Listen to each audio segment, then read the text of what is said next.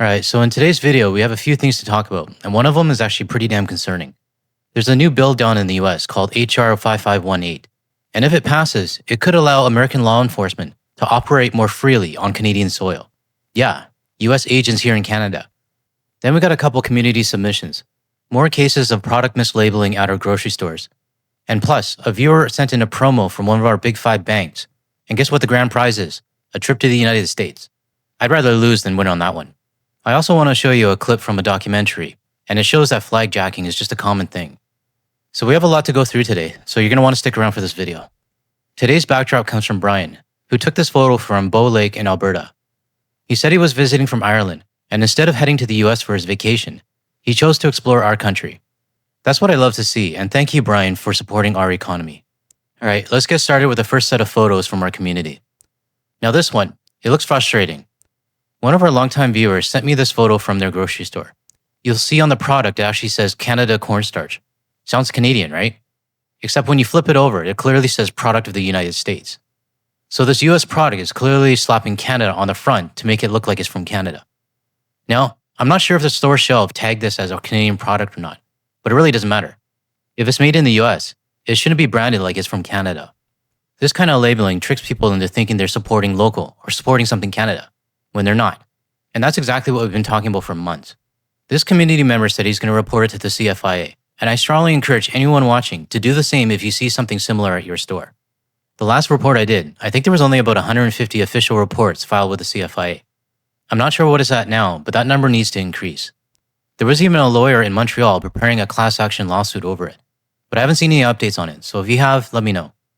We need to keep putting pressure on the grocery chains and the companies behind these products. So if you spot something's off, take a photo, send it in, and send it over to me as well. I don't mind showing it. Because if we don't call them out, they're going to keep doing it. And more of our grocery store aisles are going to be filled with fake Canadian products that have nothing to do with our country at all. Now this next one came from our community member as well, and it's pretty disappointing. He got this promo email from a Canadian bank, and it's a contest to win a trip to the Winter Classic in Miami. Okay, first of all, why the hell is the NHL having a Winter Classic in Miami? I mean, shouldn't it be somewhere where it's cold, outdoors, maybe snow, instead of freaking Miami? It doesn't make sense to me. But then again, Gary Bettman is still in charge. Anyways, I don't know who at Scotiabank thought this was a good idea, but it feels just as tone deaf as when TELUS and Vancouver Whitecaps were running the promo to send someone to Seattle to watch a game. I'm a hockey fan. I've always supported the Vancouver Canucks. But even if my team were to play in the Winter Classic, I wouldn't go. And I have to ask, does Scotiabank realize what kind of message this actually sends? Or are they literally putting this contest together at risk just by sending them over?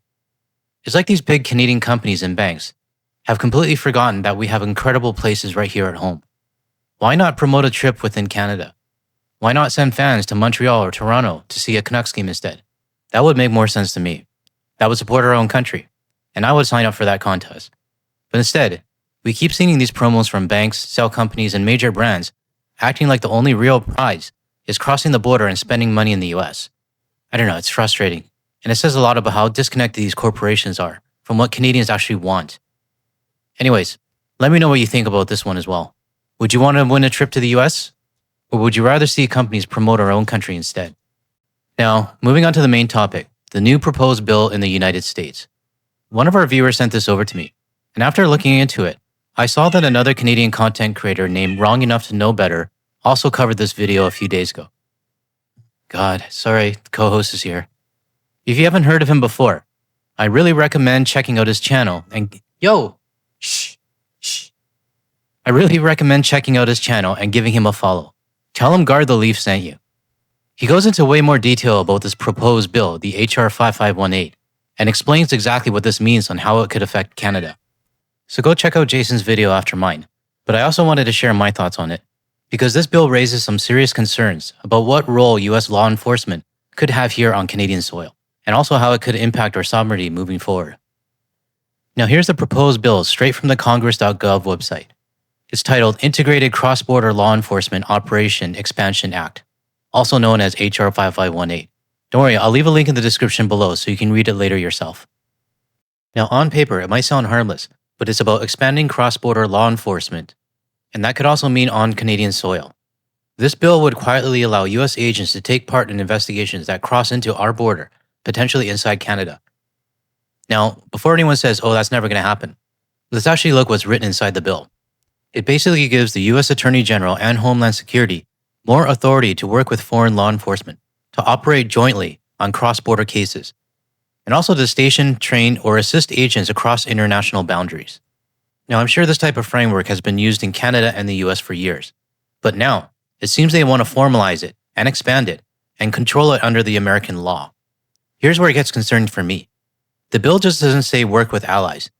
It would allow US agents to participate in investigations that span both sides, which sounds fine until you realize that means US law enforcement could be operating in Canada, with the Canadian police, of course, or even without them present. Now think about that. If an American suspect crosses into British Columbia or Ontario or any other province, this bill could let US officers, whether police, FBI, DEA, I don't know, pursue or coordinate in real time on Canadian territory. Now, I'm sure they would say this would only happen with Canada's permission, but we've seen how many temporary cooperations become standard practice. Once you start to normalize foreign law enforcement operating on Canadian soil, even under the label of Joint Task Force, you blur the lines between their authority and ours. Who's accountable if something goes wrong? If the US officer injures a Canadian citizen, who investigates that? Who holds them responsible, Ottawa or Washington? Sure as hell not going to be Washington. And remember, the US doesn't have the same privacy protections we do. They can gather data, store it, and share it across multiple agencies. Once that information crosses the border, Canadians lose control of it. Now imagine that same level of access applied to policing, surveillance, and even investigations inside Canada. That's not cooperation. That's stealing and almost like a takeover. These officers that the US wants to allow into Canada might be the same departments that are enforcing the chaos in the US. Homeland Security officers, FBI, DEA, and hell, maybe even ICE. Do we really want these officers having access to do whatever they want on Canadian soil? By allowing this bill would be one of the first steps in giving away our sovereignty and also privacy as a nation. Having arrogant US officers power tripping in Canada as they do in the US is something that Canada does not need right now. We already have arrogant agents at pre-clearance. We don't need any more. But if this bill does pass, and for some odd reason Canada does agree to it, in my opinion, we would have let the bullies into our home. I personally don't think this proposed bill is getting enough attention north of the border. I do hope our Canadian government rejects the hell out of it. But we have to remember that the current US administration actually has the nerve to propose this, and yet they feel it's perfectly fine in their right to operate on our soil. I don't know how to get more attention to this. Maybe we need to get our local MPs to be aware of it, to make sure that we don't give more access to the US than they already have. If you want a more in-depth opinion on this topic, you can check out Jason's video from the YouTube channel Wrong Enough to Know Better. And like I said, tell him Guard the Leaf sent you. Now I want to switch gears and talk about the current state of the US. And I promise this does tie in with the flagjacking clip I mentioned earlier. We've all seen what's been happening down there. Gun violence, open carry laws popping up in more states like Florida, and mass shootings become so common, they barely make headlines anymore. It's gotten to the point where there's an actual website that tracks every single mass shooting in 2025. And if you take a look at this, as of right now, there have already been 400 mass shootings this year. 400. And we're only 287 days or so into this year. By the time this video is uploaded, there's a good chance that this number will be even higher. That's how bad it's gotten. This next screenshot from the same tracker website, it shows that in the last 3 days, and in that short span, there were a total of 13 people killed, and dozens more injured. It's heartbreaking to see this, and it's one of the reasons why so many Canadians are rethinking their trips to the US altogether, but at the same time, US citizens making their departure from the US. Now I want to show you a clip that randomly popped up on my feed. When I saw the title, it caught me off guard and I didn't think it was real, but let's take a look.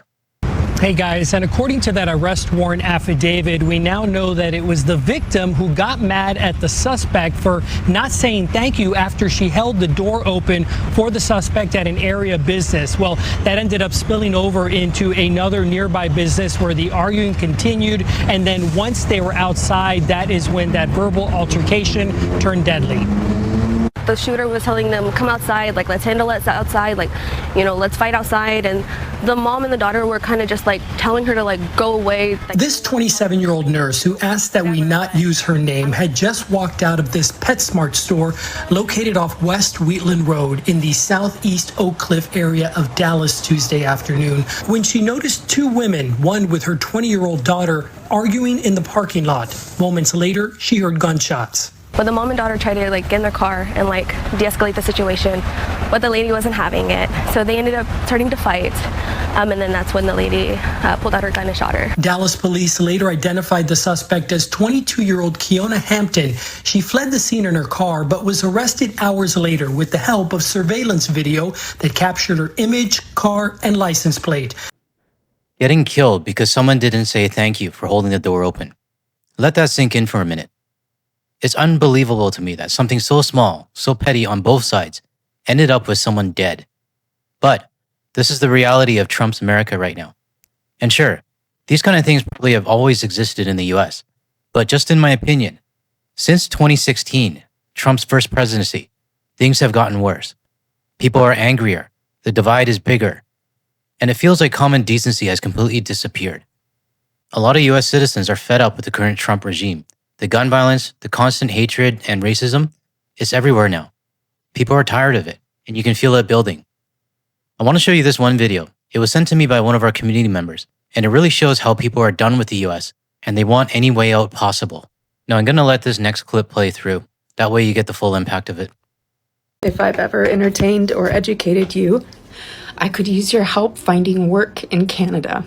I can't be in the United States anymore. It's not safe for trans people, for gender non-conforming people, for people who don't agree with the regime and have spoken out publicly against it. I am a researcher of the far right. I am sitting on 10 months of rare and priceless ethnographic data on a violent Christian nationalist church. I have not had time to analyze it yet because I've been so busy waking up with this weight on my chest and frantically needing to go. Go before it gets worse. I was wrestling with what my crystal knocked was going to be, what was my moment where I had to go, and it was the Charlie Kirk assassination, and seeing that now they're blaming trans people for shit that cisgender people do. Like, I have to go. And I need your help to do that. I'm looking for work in Canada. I have a lot of job skills and I'm a hard worker. I would ideally like to be attached to a university. I am an excellent qualitative researcher. I can do interviews and participant observation. That's what my dissertation research is. And I can also design surveys. But if that's not possible, I can also do crisis intervention. I did crisis intervention and shelter work and advocacy for 6 years. I've also worked in elementary schools as a teacher. But like literally I'll do anything. I will do anything. I'm good with people. So if you have work that is LIMA, as in they are open to foreign workers applying, please DM me. I need work in Canada in order to be able to move there. I can't move there without a work visa.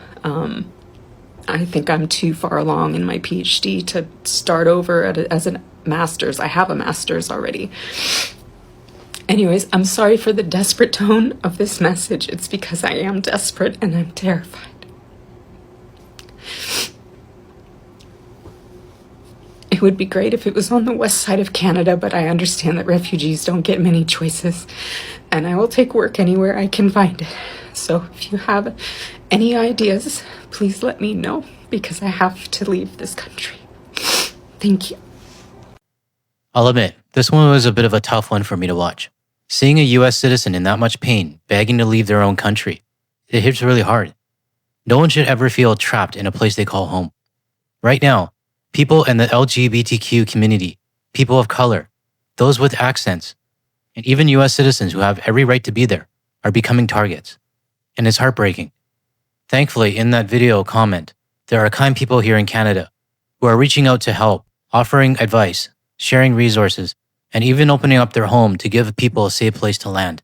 I'll leave a link in the description to that TikTok video so you can read the comments yourself. There's a lot of compassion there, and it's worth seeing. Alright, on to the last video. And this one ties to the whole flagjacking topic that I've spoken about in the past. At first glance, I admit I was pretty upset. Hearing a US citizen call themselves Canadian just didn't sit right with me. But after watching the full documentary and actually understanding the reasoning, I wasn't upset anymore. So let's take a look. Go ahead. Cuidado con la cabeza. Gracias. Cuidado con la cabeza.